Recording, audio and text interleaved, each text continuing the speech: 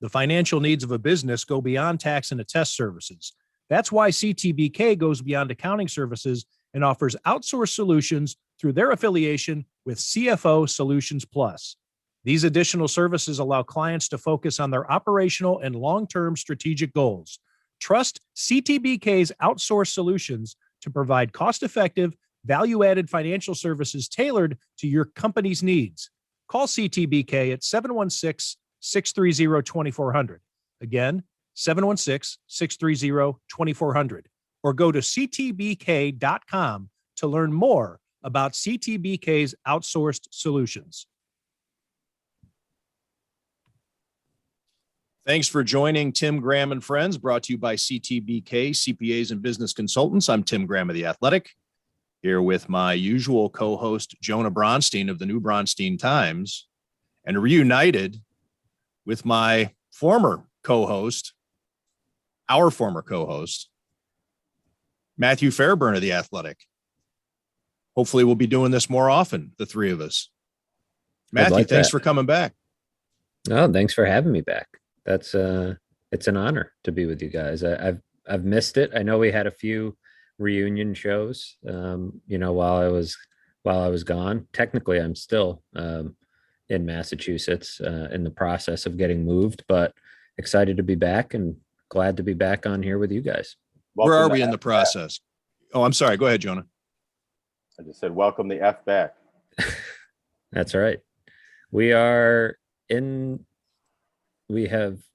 a house, but we have not closed on the house. So we are in the process of doing all of that, planning out the move. Luckily, this time compared to last time when I moved in the fall, that was like right before week 1. And so I was, driving back and forth from Orchard Park to Foxborough and doing that for basically the first 6 weeks of the season. And then we finally got moved out here. This time, I'm able to, I was in Buffalo for a little over a week for the scouting combine, the hockey scouting combine, meeting with some editors, and then doing some house hunting. We'll be back again a couple more times before we move, probably sometime in August, but, can go to the draft.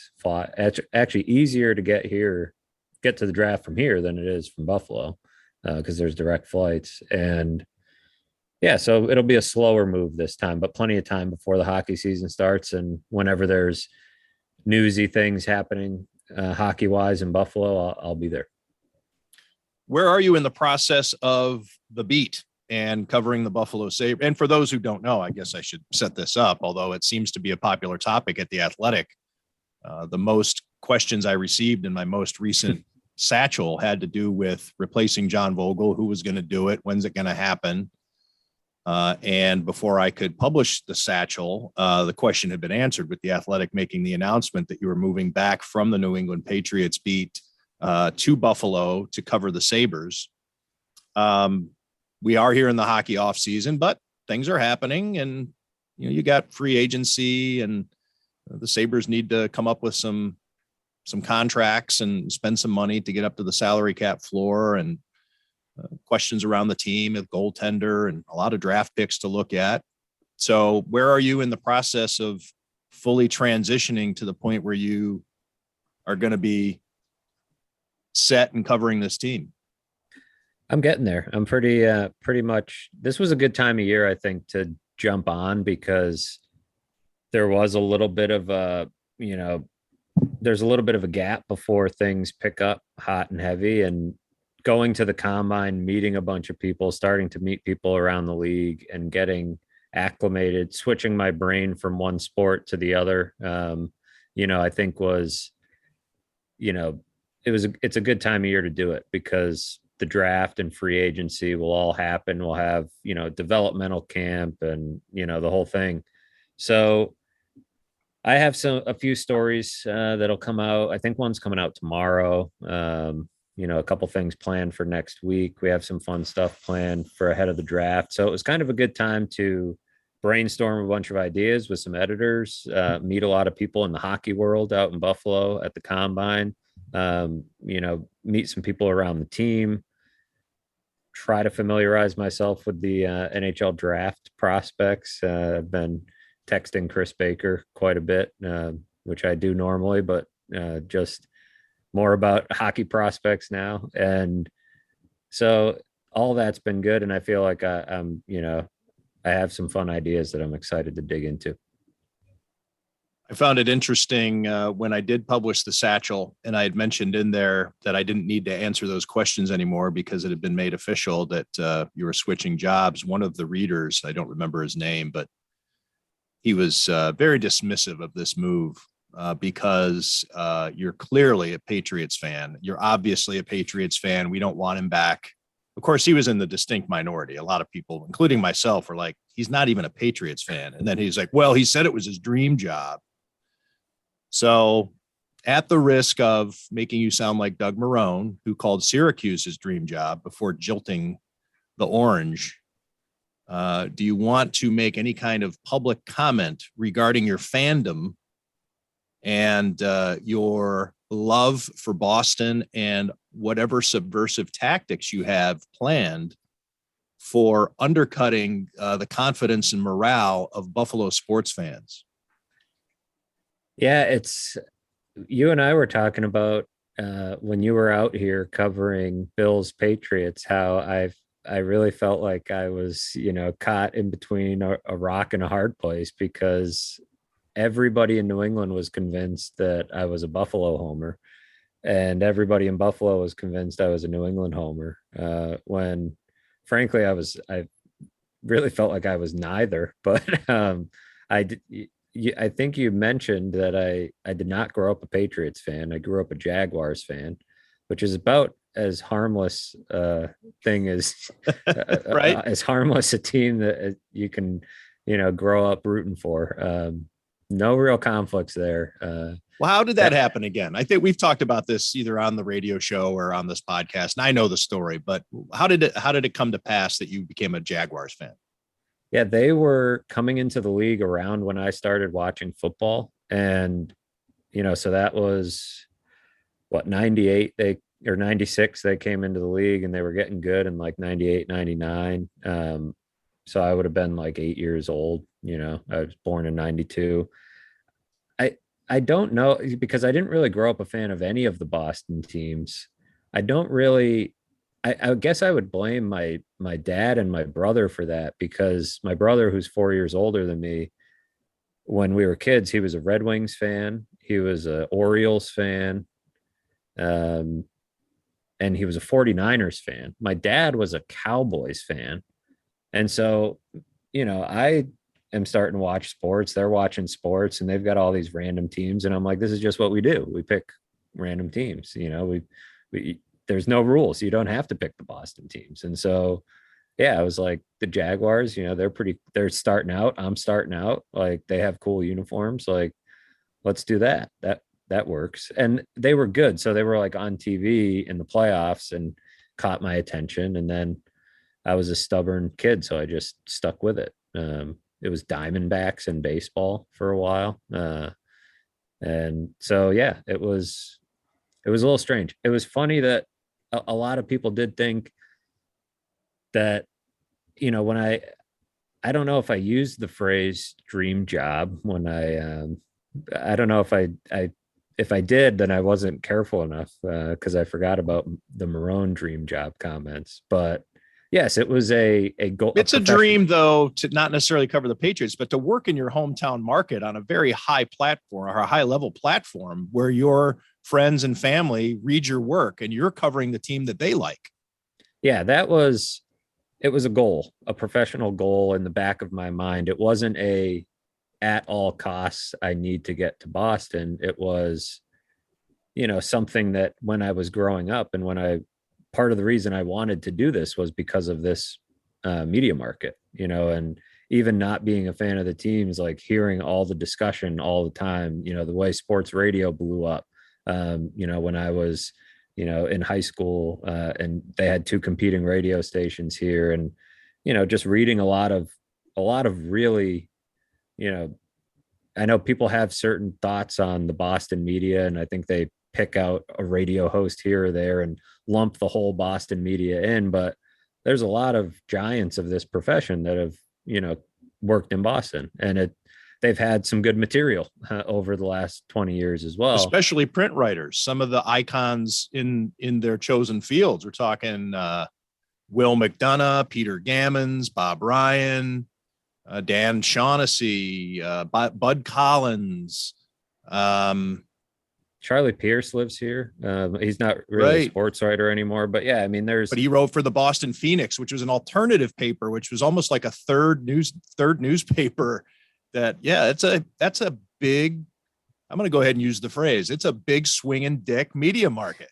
Yeah, I mean, it's a big deal to work in Boston. And people love sports. And like you mentioned, it was cool to have friends and family like really glued to what I'm doing. They've always followed it and made an effort to be like, oh man, what the Bills are up to. And they're probably more familiar with what the Bills are doing than they ever would have been.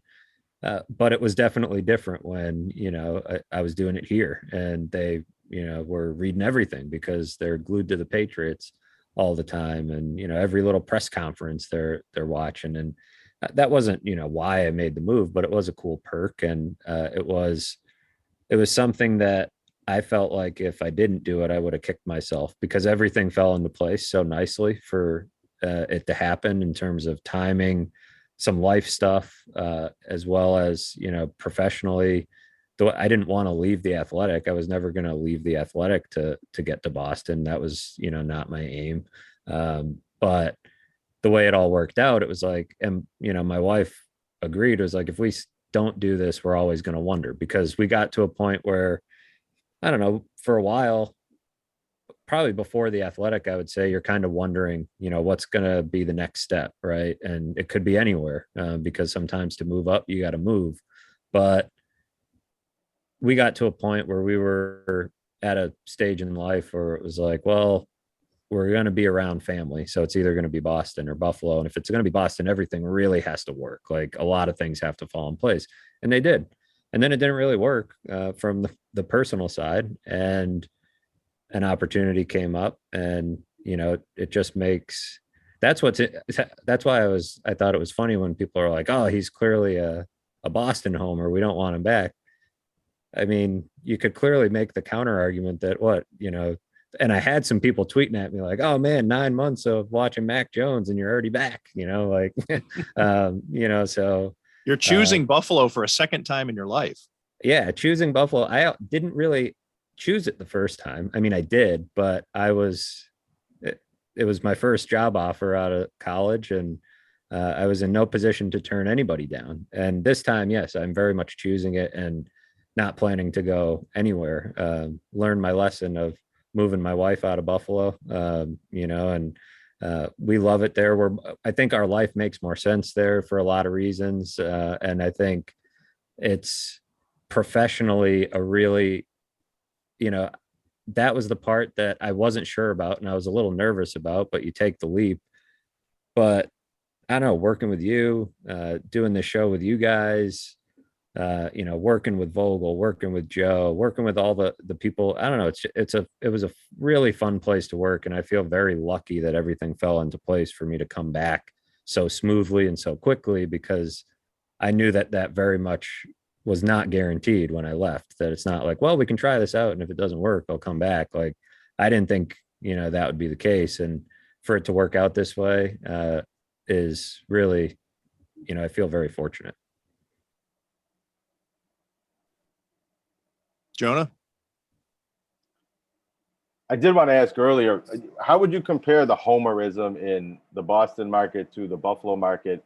And I don't know if you noticed any of this, but I've heard Bob Ryan maybe being one and others saying that it is a little bit different in Boston. There is some more expectation to root for the local teams. Maybe that's more traditional. Did you feel any of that in your time growing up or working there? I think it's different, but I'd say my biggest takeaway from working here is that, kind of like I mentioned earlier, when people say, oh, the Boston media, and I hear it all the time in Buffalo, somebody will send a link to a clip of WEEI and they'll be like, oh, the Boston media, they're at it again. When the gap between the Sports Hub and WEI in the ratings is substantial. Like, the WEI is a distant two, and that's one radio station. And you're talking, there's a lot of people here. There's a lot of people here that cover sports. There's 4 major teams and, a pretty full roster of beat writers for each of those teams that are very, I didn't cross paths with 80% of people who cover sports in Boston, probably more, frankly. And I think homerism, it's interesting. I would say I always felt when I was in Buffalo that my initial thought wasn't, oh, I'm going to cover the Bills and there's a hockey team there, so I can be a fan of that hockey team. That was never really my thought. My thought was like, I'm in this market. I'm going to be kind of a neutral observer of pro sports in this market, especially with the owners being the same. It just always felt that way. Nothing against the Sabres or anything like that, but I just never felt like, oh, I got to get my season tickets and, root for the home team. It was more so just, I was always interested. I was always watching, but more so observing. And I feel like here, there's probably more pride in the other teams openly, but it doesn't seem to bleed through into the Patriots coverage necessarily. So people will be extra tough on the Patriots and then be at the Celtics game that night, so it's, there's probably a little bit of that. And I think it's also different because like I said, there's so much. If you're talking about the TV stations, if you're talking about the radio, it's a tougher market, I would say, overall, but it's also just hard to compare because the volume of people here and the amount of teams and how spread out it is, it's just a lot different than Buffalo in that regard. What's your vision for the way you're going to cover the beat? So I've got some pretty big shoes to fill. John Vogel was halfway decent at this for He was all for right. quite a while. My hope is that I can be as reliable as John was and as level-headed as John was.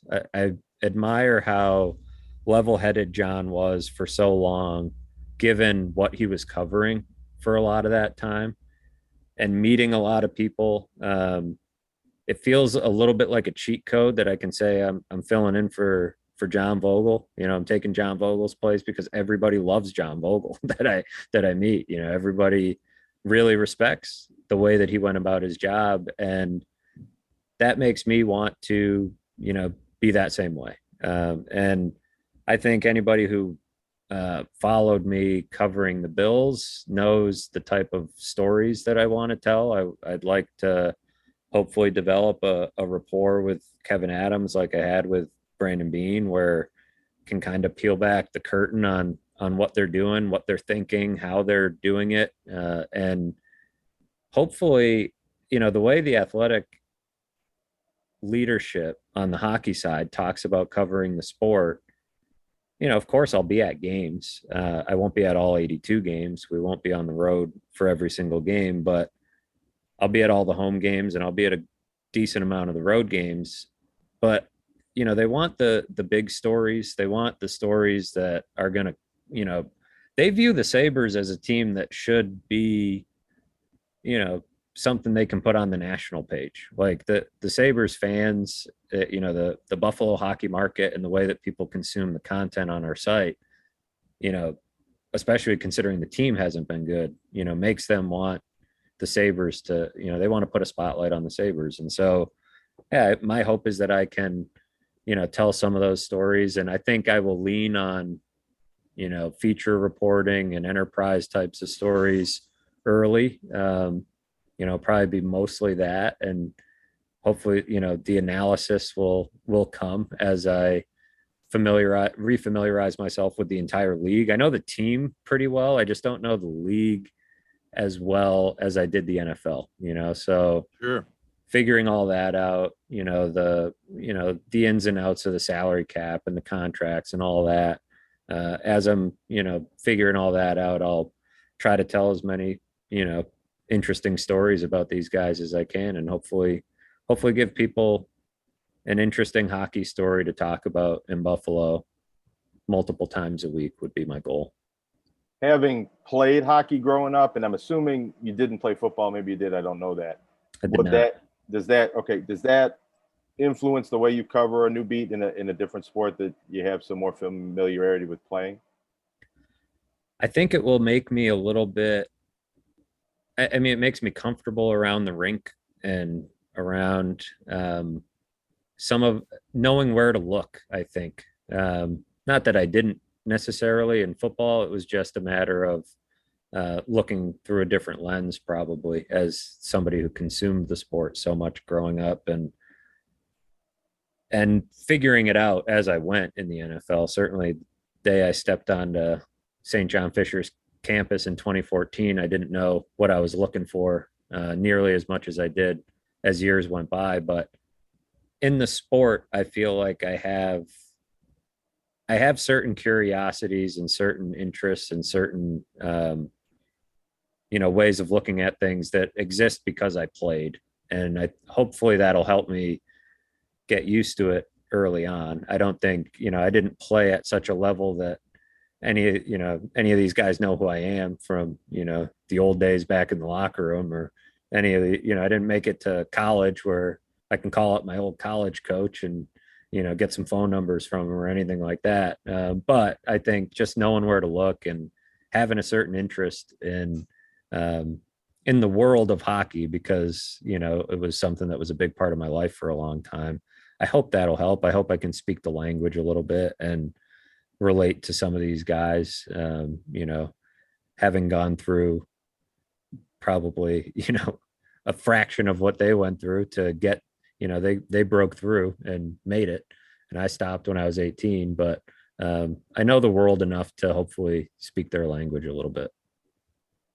I think it's something too where maybe the players and the coaches, it's like an animal. They can smell it on you. They'll know that you grew up in maybe it's the smell of the hockey rinks, but they can tell that you grew up in the culture, and that might facilitate relationships and conversations. Goalie pad smell. You can also you can do that. That's the way any of these conversations work with anybody that you meet, is you just try to find some random thread. And, if, they know I grew up playing hockey in the Boston area, and they can throw a name out there, or I can throw a name out there, and there might be 3 or 4 degrees of separation. And, you get to talking about players, or, random coaches, or random events in hockey. I don't know. Maybe that's why some of the football guys didn't like me so much. They could smell it on me that I wasn't a football player. I didn't go through the rigors like Tim Graham in the gauntlet drills in Ohio, and I didn't have that kind of pedigree, and they could smell it. You also didn't wrestle. I think they smelled that on you too. That's right. I covered wrestling in college, but I never did wrestle. And people can sense that on you,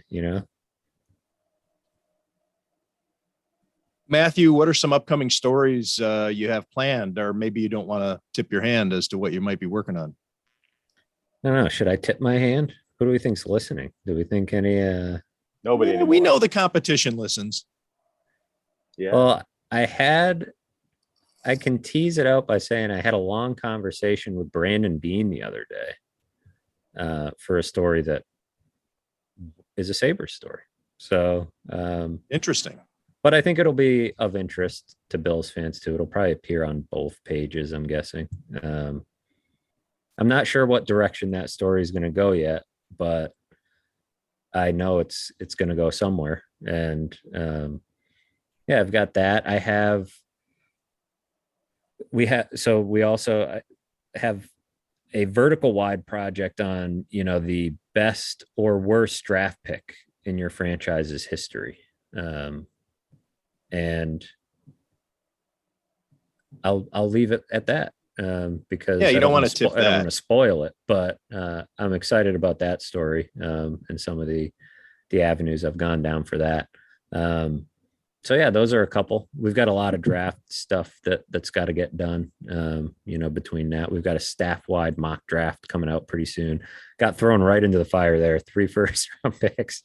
They're like, "You want to participate in the staff mock draft?" I'm like, "All right, I'm going to be leaning on Corey Proman and Scott Wheeler here because I got to do some reading on these guys." But that was fun.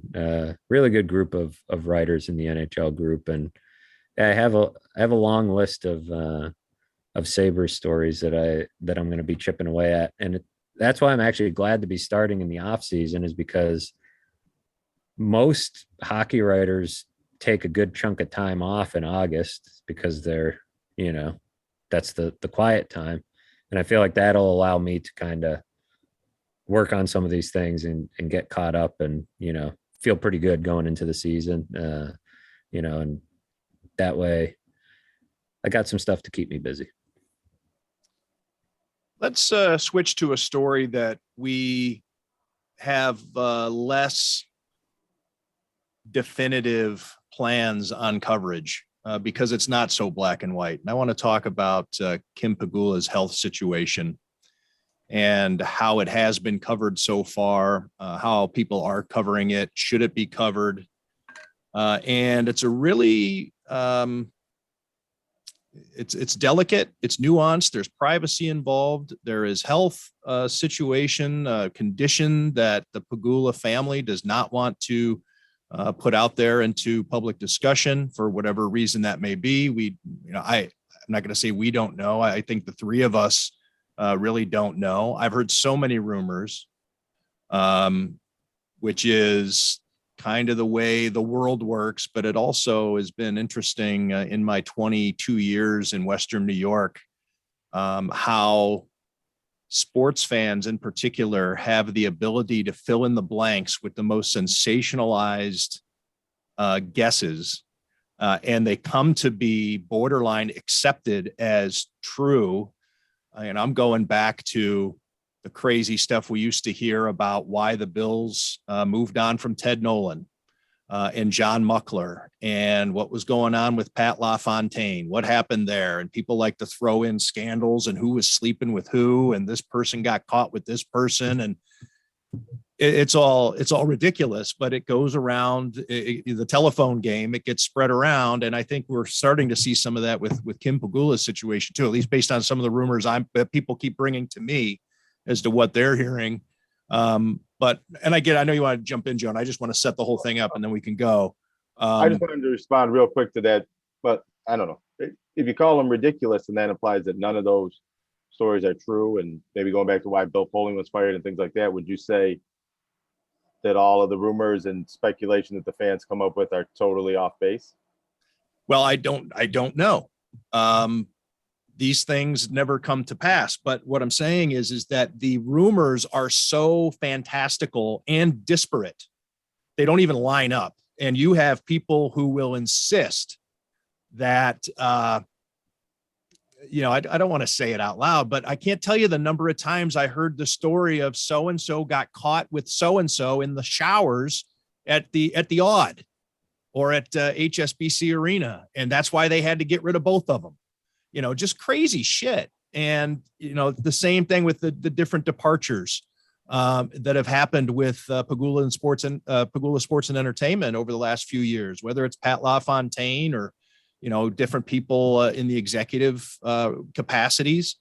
And I think people like to, throw things against the wall for fun, I guess, or to kick back at authority and hope that it sticks. And the telephone game seems to work in Western New York. It's just amazing to me. But also because in a lot of these cases, the parties, Pat LaFontaine or the ownership or Bill Polian, haven't really come out and talked about what really happened. And that leads to more speculation and doesn't put out any of the fires. That's right. You're absolutely right. More smoke. Non-disclosure agreements and things like that are in play. So people who do know won't say anything because they don't want to risk whatever payout they received for their silence. There could be other, repercussions to breaking your silence. So yeah, there are a lot of well-held secrets in Western New York when it comes to personnel. And I think that here we have something that's somewhat similar. And I want to get into it and ask you guys. So here are three journalists who work for various publications. Jonah, I'm sure that if you had sourcing on this, you could you wouldn't have trouble finding a place to publish your work if you knew what was going on with Kim Pegula. I cover Buffalo sports with emphasis on the Bills, obviously, but I cover the Pegulas. I have sourcing with the Pegulas through my years of work in this market before they even emerged as names that we knew. Through the stadium coverage, Matthew Fairburn has been covering the Pegulas since they bought the Bills, however long ago that was. What are we talking? 10 years? 2014. Yeah, Almost they 10 bought the years Sabres ago. before that, so they've Right, been so- around Yeah. a So, while. but I don't think any of us are chasing this story. Now, am I making calls? Absolutely. Am I trying to find things out? Yes. If I were to find things out, would I report them? That I don't know yet, because I don't know what I would find out. It's the saying, you don't know what you don't know. I'm trying to find out what I don't know. So anyway, I just want to open it up. When you have a situation like this, a very public figure, one of the highest profile people in Western New York on a very short list, owner of public commodities, cherished community assets of the Bills and the Sabres. You can even throw in the factor of all the public money that the Pegulas are receiving to build a new stadium and probably again to make repairs to the arena. This is all part of the thing. This is all part of their presence and their again, I'll use their high profile in Western New York, very much public figures. What do we deserve to know? What should we be chasing? What should we leave alone? Jonah, I'll start with you. Well, maybe specific to myself. I don't know. I think it's the first question you asked. I'm not chasing the story because it's not my beat. It's not really what I do in the dynamics of how I cover the Bills and the Sabres for the AP. If I learned anything, I'd be more likely to pass that along to writers or editors at the AP or one of the other outlets.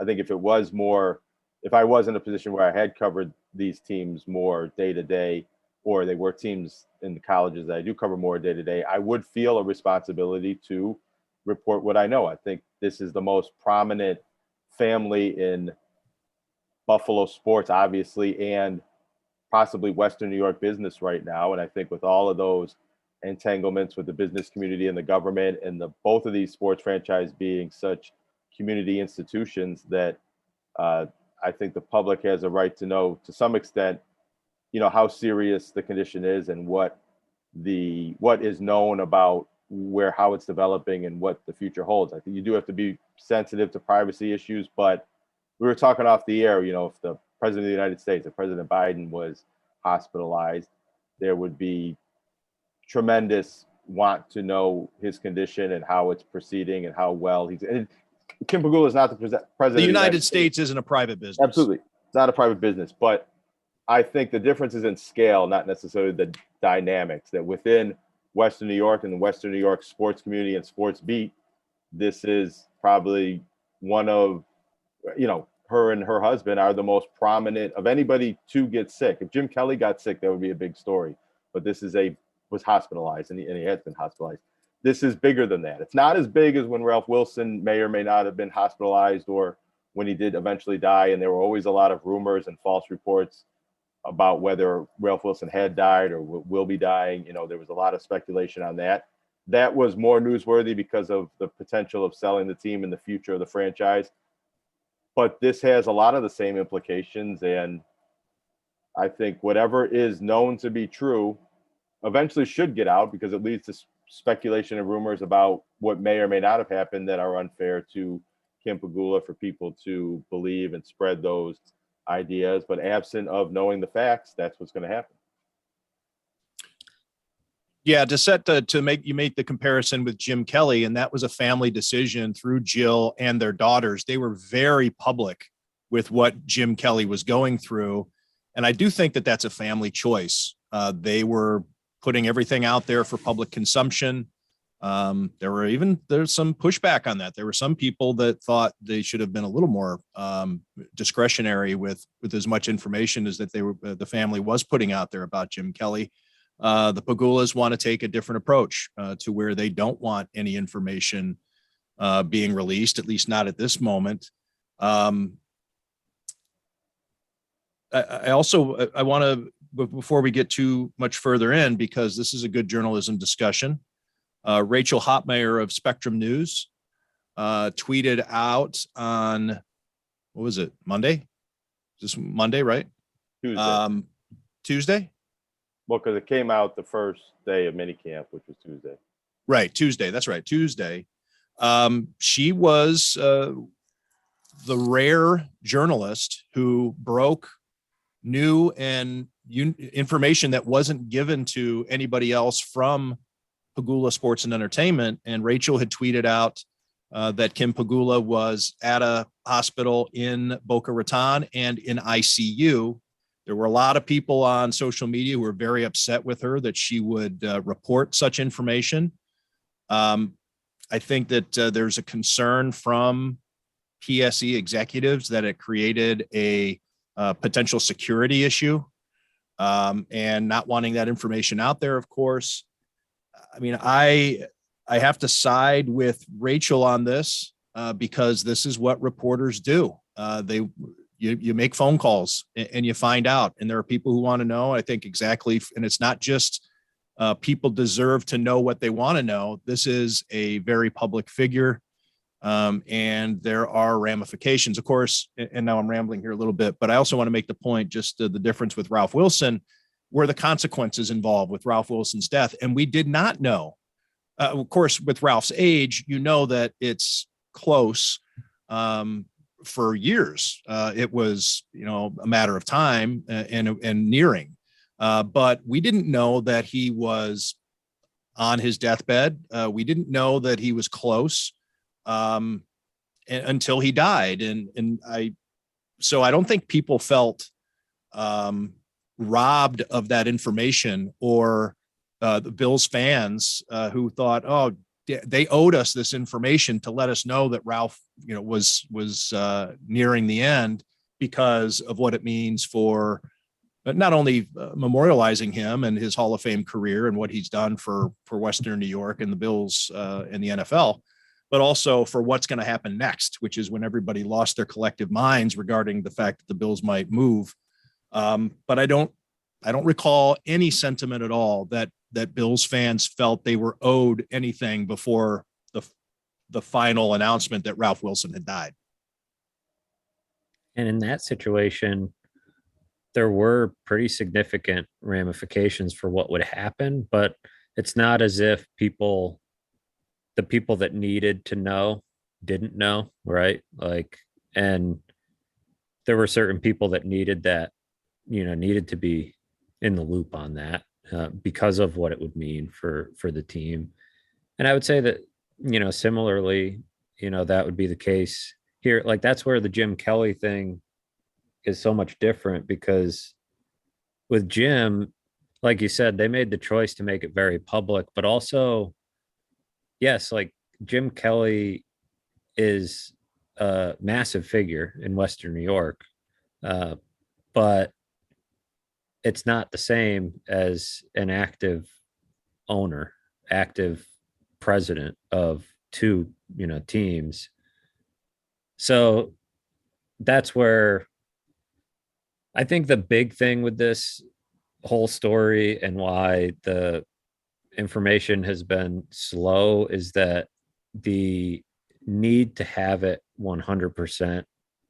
I mean, not that you don't need everything 100%, but it's not like you're like, well, I'm hearing, Bills could be kicking around, shopping around cornerbacks at the trading deadline, where, the threshold for what you need for that is a hell of a lot different than what you need for this. Everybody remembers when CBS Sports had Joe Paterno dead before he was dead. Now, he was still a few days away.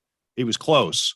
But to have to take back or to see it come across the ticker that the Paterno family says that Joe's still alive, refuting your major bulletin that Joe Paterno's died. So yeah, when you're talking about health, and it gets close to home, and of course there are a lot of people who are circling around Kim Pegula right now, her family, close friends, associates, the top executives, and they don't want this information out there. And for whatever reason, again, we don't know what we don't know. It's dangerous to speculate. I'm not going to speculate. I haven't tweeted about it. I haven't reported anything about it other than, well, I should say I've done some reporting, but haven't shared what I know because I'm not sure if it's accurate. And I think that's especially, this isn't something that you need to be, piecemeal about, like, of the day to day necessarily of what's going on, because a slow drip because it serves nobody or whatever. Yeah. It serves nobody. Let's get an update today. Now, I'm not saying that that's separate from Rachel's tweet, because I think that was the way the announcement came out was pretty sudden and pretty vague.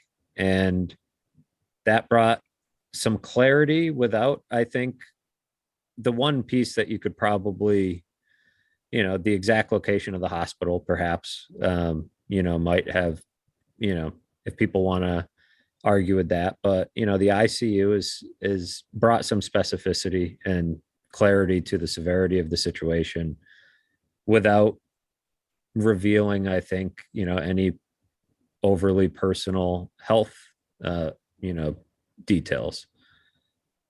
Do you guys think that it would behoove PSE, the Bills, the Sabres, to release a little more information so that way there isn't speculation, or do you think it's nobody's business? I can't say whether it would behoove them because I don't know what happened. True. I think that very much depends on exactly what we're talking about, frankly. I mean, yeah, you're right. If it was, without, and I won't even throw out scenarios because that would, that gets ideas into people's heads and whatever.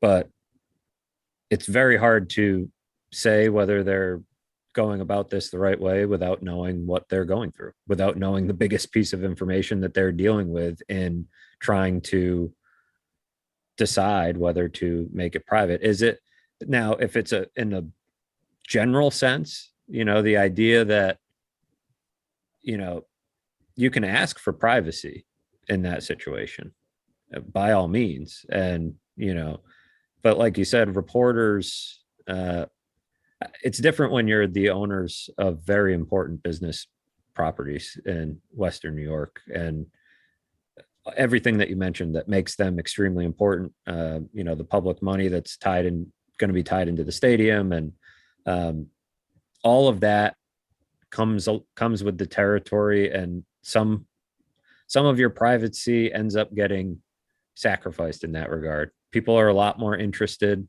in what is going on in a situation like this when it's Kim Pegula than when it's somebody else, frankly. Same, it's not government officials, it's not the president, but it's a very important high profile public figure that the lines of privacy just frankly get blurred now. But them asking for it or them not releasing any information, I don't have a problem with that in general as a PR strategy. Of course, as a reporter, you're saying they should be releasing more information, and they should, you want as much information as you can get as a reporter, but I don't necessarily have a problem with the overall strategy of let people speculate. Don't even give them any oxygen or any little bit of, idea of what's going on here. And like I said, it's hard to know how sound a strategy that is when I don't know exactly the information that they're dealing with. Well, yeah, I think specific to keeping reporters from maybe digging more and more and answering some questions and putting to bed certain rumors that may be out there. And I think maybe it's more important to put a little bit of information out there about what didn't happen, if not disclosing everything that did happen. And we don't need every bit of medical data and all what all the different tests shows. We don't need to know the exact diagnosis about everything. But I think updating the public on the general scope of what the illness or injury or whatever it may be is, and how it's developing, and whether Kim Pegula is going to be able to function as president of the Sabres and in her various roles anytime soon.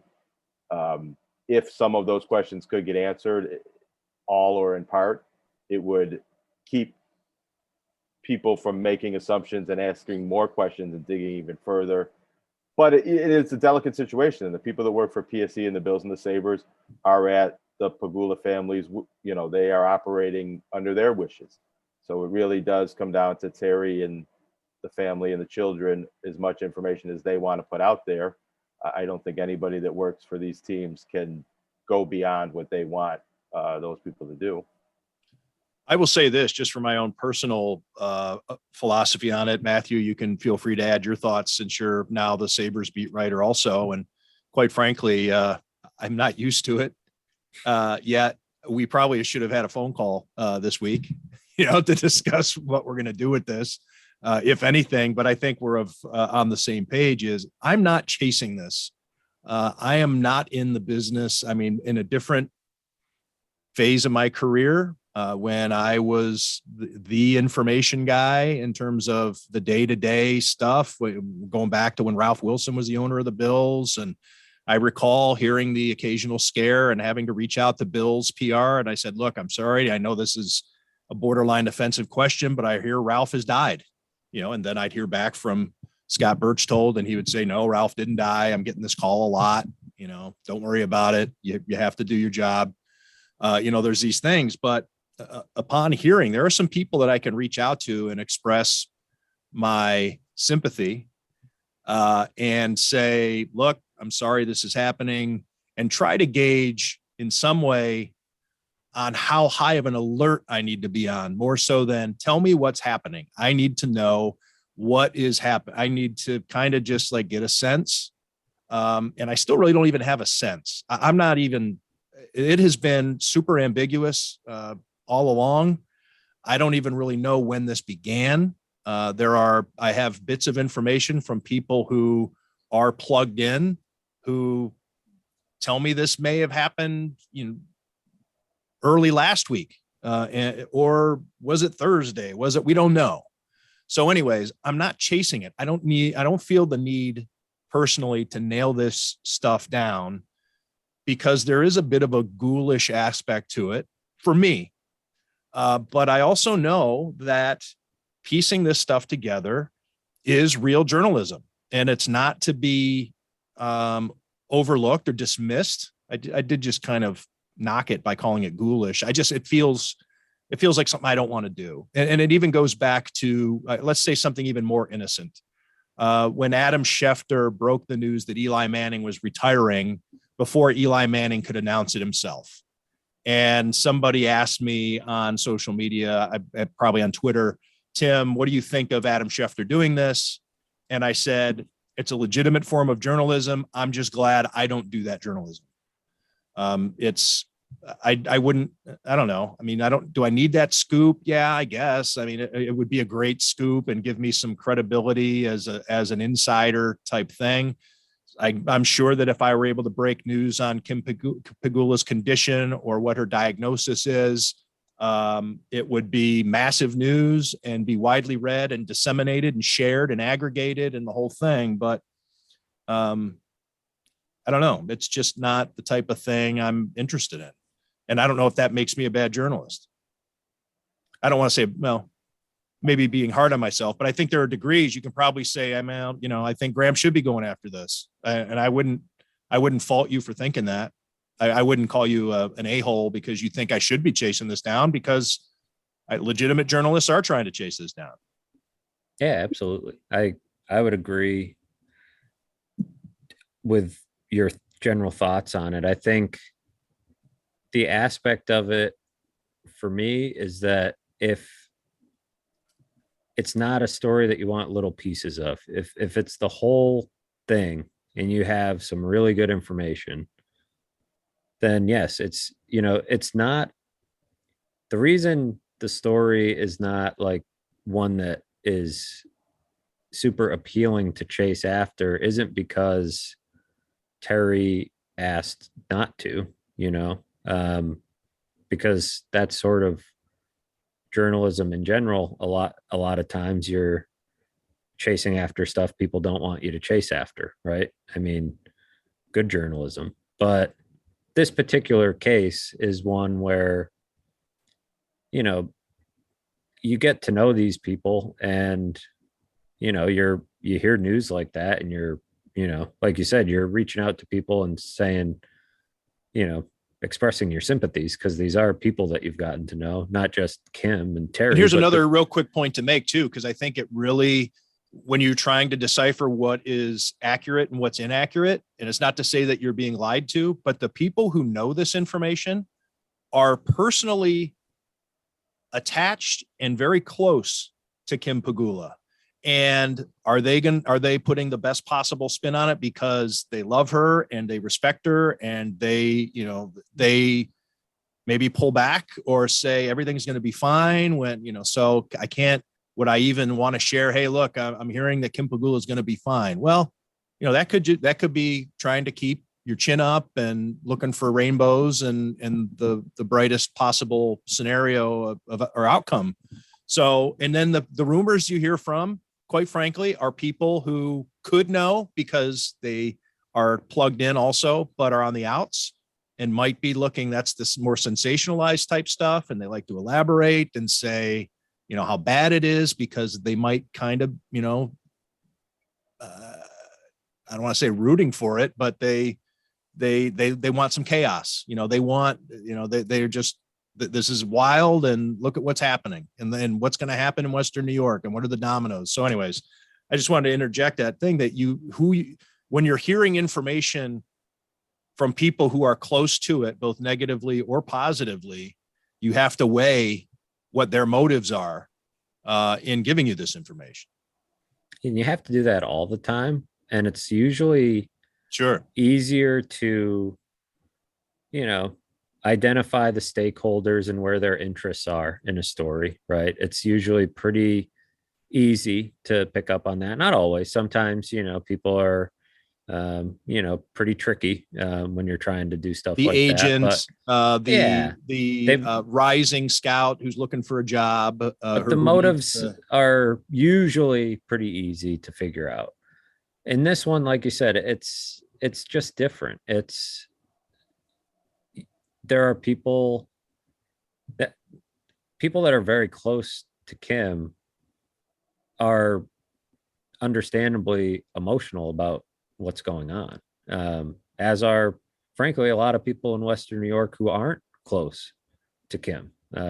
People thinking about her, and even people around the team. Obviously it was pretty heavy on them this week at minicamp.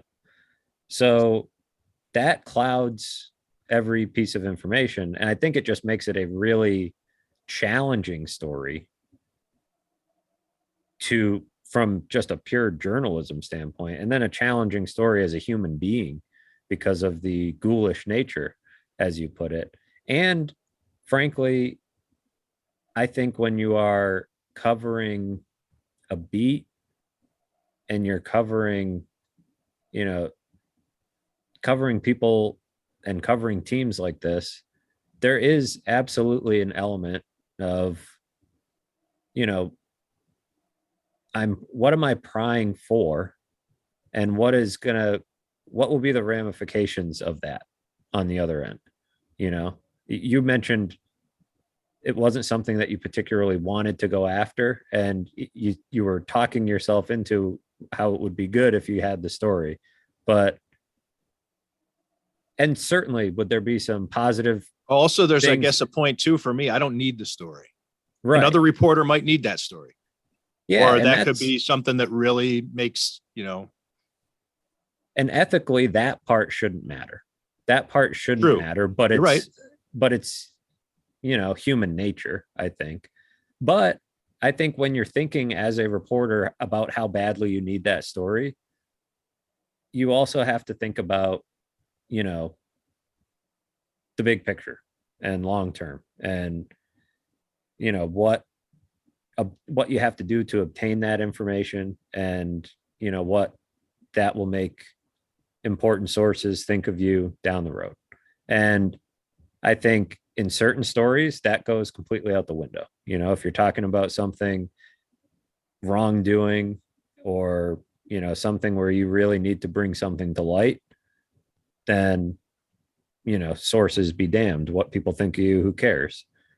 But there's always that balancing act. I mean, on a different scale, when you're doing it covering a team and you're like, well, I'm hearing that the Bills are maybe doing this or whatever, and you're kind of bartering information, right? You're saying, all right, let's see what I'll take this and talk to somebody else and figure out, start piecing things together and be like, it's a matter of, is this story that important to my readers?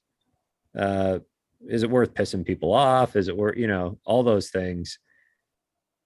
Like I said, there are certain things where absolutely it just doesn't matter. That the privacy, and nobody's arguing about privacy, when Russ Brandon got fired, right?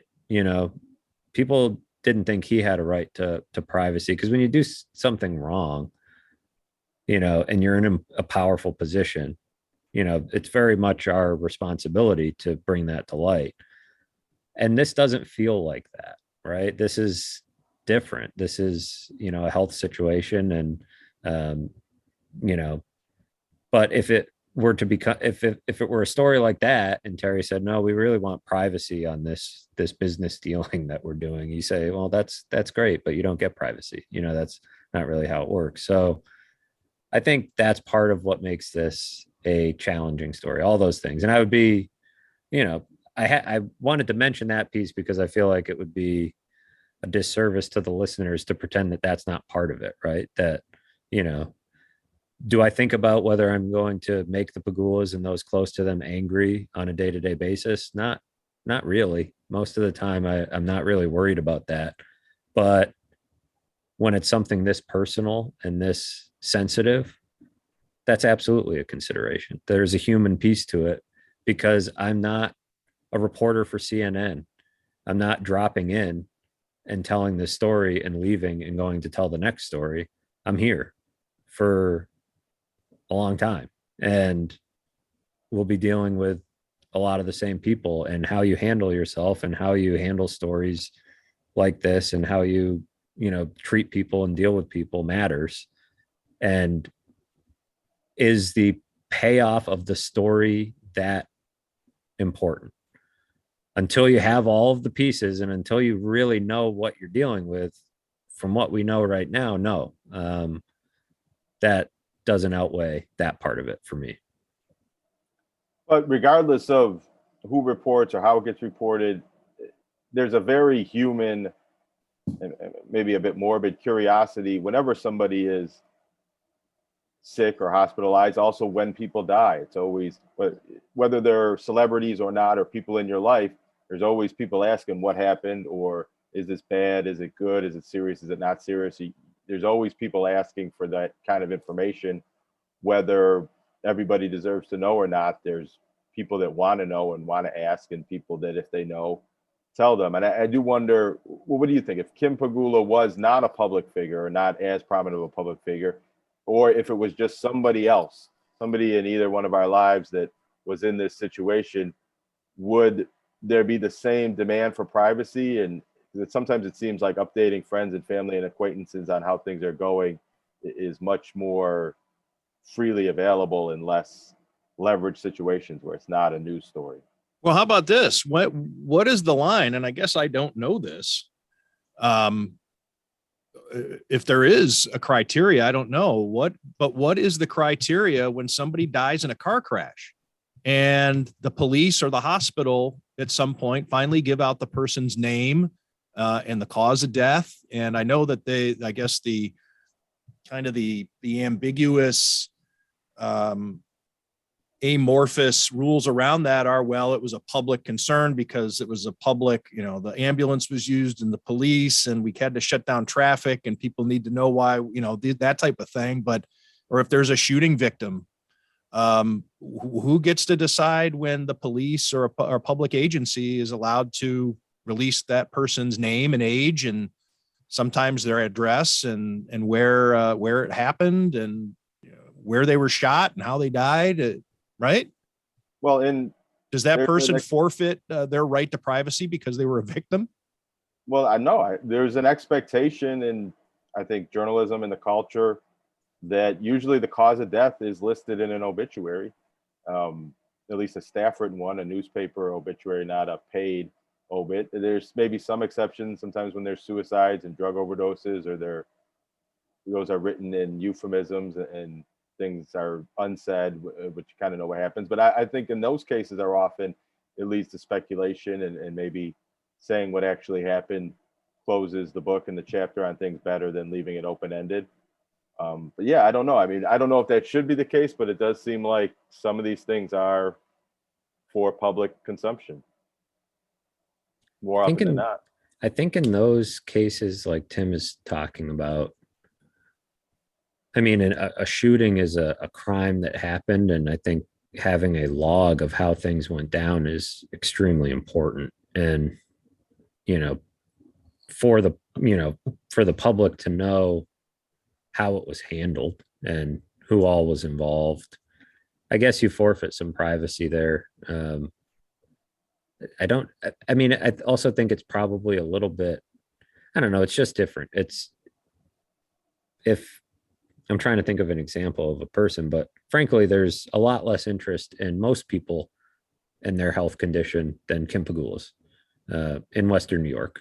She's probably, I don't know, top 2 or 3% of that people care about in Western New York. And so, yeah, but again, that it reaches that point when you have a fuller picture. Not every, not every health issue, big or small, that everybody of importance in Western New York has been made public, I'm sure. And this one, likely was because they figured it would be, whether they figured they'd get ahead of it and make that statement. But yeah, I don't know. I guess I don't know when you sacrifice your privacy. Like when are you public enough for that? But clearly Kim Pegula is public enough. She's about as public as it gets. Well, what if this was the scenario? And I want to be clear that I'm not speculating that it is, but in a what if framing, if it was a coronavirus infection, and whenever anybody's been hospitalized over the past 2 years, I think the public has had 2 very quick questions to if it was COVID related, and is this person vaccinated, or different subsets of that issue. And there's been a news value to knowing that information, if any prominent figure did catch COVID and did become hospitalized. So do you guys think there's any public need to know yes or no on certain aspects of that, because that's been such a big public health issue? I'm trying to think of who it was who died within this COVID pandemic, and the person did not have COVID. And I always thought it was strange to think that 10 years from now, when people go back and read the story about this person's life, that there's this sentence, it was not COVID related. It's kind of like stood out as kind of, I think it became the thing that everybody wondered about. But does it have, it seemed to me that that the COVID aspect of a person's status, whether they were just hospitalized or died or anything like that, was so somebody could say, see, I told you so. on one way or the other, whether it be, see, this person was vaccinated and it didn't matter, or see, this person wasn't vaccinated. You know what I mean? So I just always thought it was kind of strange. But also, I get it, but I understand it. But Yeah, also it's to different. underline the breadth of that issue, how often somebody of prominence was catching that disease and being right. hospitalized. I guess I I'm think- saying maybe now that we're out of the pandemic, it doesn't seem to resonate with me as much. But yeah, I think, yeah, we're talking about a 53-year-old woman who was otherwise, by all accounts, in great health, and you know, has something suddenly happen. Yeah, I guess you know, if it were something that that would allow something about the public consciousness to, you know, to be with awareness of an issue. Yeah, I suppose so. She is, but we don't know if that's vaccinated, the I'm pretty case, sure. right? What's that? She is. Yeah, I'm I pretty don't- sure she's vaccinated because I she think was she's around the double team. vaccinated, I think I Yeah. read, but or whatever that I means. I think that does bring up an interesting point, probably about why, in addition to the fact of, you know, her being a person of prominence, her age and otherwise, you know, to, you know, anybody who, you know, sees her and has spoken to her, the fact that she seemed to be in really good health. I think those are two things that send alarm bells off for people and cause, you know, the rumor mill that Tim was talking about, or the speculation that people want to have online, or the interest in it, is probably a lot of it is tied into that. You know, as opposed to when there's a known issue, be it age, in the case of plenty of people, or be it cancer in Jim's case, you know, Jim Kelly. At least then you don't need to know all the details, but you know, you have an idea. And when it kind of comes out of nowhere like this, it could be a million things, and that makes it hard for people to wrap their heads around, and it piques people's curiosity, and it, you know, certainly, you know, can send people scrambling in all different crazy directions if they're the type of people that choose to do so. Any final thoughts on this before we wrap it up? Any loose ends maybe to address? We're talking about people who are too young to be dealing with this type of thing. Let's give a shout out to Adam Blake, the manager at Elmo's, who is in the fight of his life at the age of, I think, 51. And the family has been public in describing his situation through a caringbridge.com profile, in which they're providing updates on his condition and things of that nature. But he had been sick, thought he just had the flu. And next thing you know, he is being rushed to the hospital and fighting for his life. So these things do happen, unfortunately. I'm 51. So, you know, Kim Pegula is, I think, 53 or 54. I said 53, or what is she? I think she's 53. 53. Well, technically, she thinks she's 53 because she was adopted, and they're not sure. They had to guess based on her teeth at the time that she was dropped off at the orphanage. So she could be younger. Privacy issues. What's that? Well, that was part of a story. That was an interview. She told me that herself. Okay, guys. Thanks for this. Good discussion. Matthew, welcome back. Good to have you back on TGAF. And we'll do this again soon. Anytime. Good luck with your travels and your move. Jonah, I'm sure we'll be crossing paths here in the North Towns fairly soon. Looking forward to it. All right. Trying to get you to speak. Thank you out there for listening to Tim Graham and Friends, brought to you by CTBK, CPAs and Business Consultants. CTBK is more than just a full-service accounting firm. They are one team with an innovative approach to accounting and rise to each new challenge with collaborative problem-solving skills. CTBK goes above and beyond by lending helping hands in the Buffalo and Niagara community through volunteer work and donations, and is partnered up with Victory Sports for 2020 and 2021 to keep kids in the community active. The professionals at CTBK are determined to help individuals and businesses succeed. Whether a large corporation, a small business, or somewhere in between, call CTBK at 716-630-2400. Again, 716-630-2400, and see what CTBK's one team approach can do for you.